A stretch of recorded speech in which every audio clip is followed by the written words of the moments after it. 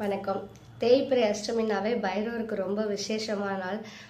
அரளிப்பூ சாத்துவாங்க, வடமாலை சாத்துவாங்க. ஸோ அவருக்கு பிடிச்சதெல்லாம் செஞ்சு நம்ம பூஜை பண்ணுவோம். ஏன்னா நைட்டு தங்குற தேய்பிறை அஷ்டமி இன்னைக்கு தான் வியாழக்கிழமை வருது.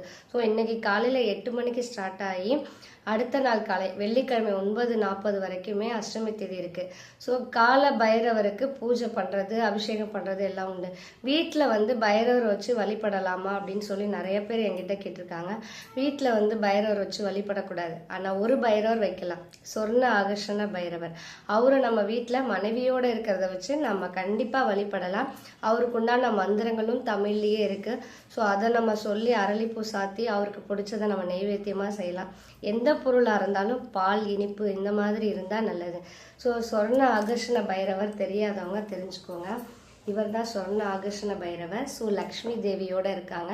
ஸோ இவரை வீட்டில் வைக்கலாம். இவரெல்லாம் எந்த ஒரு இதுவும் இல்லை. கண்டிப்பாக சொர்ணங்கிறதுக்கு குறை இல்லாமல் இவரோட அனுகிரகம் நமக்கு கிடைக்கும். ஸோ தெரிஞ்சுப்பீங்கன்னு நினைக்கிறேன். என்னோட சேனலை சப்ஸ்கிரைப் பண்ணுங்கள், லைக் பண்ணுங்கள், ஷேர் பண்ணுங்கள். தேங்க்யூ.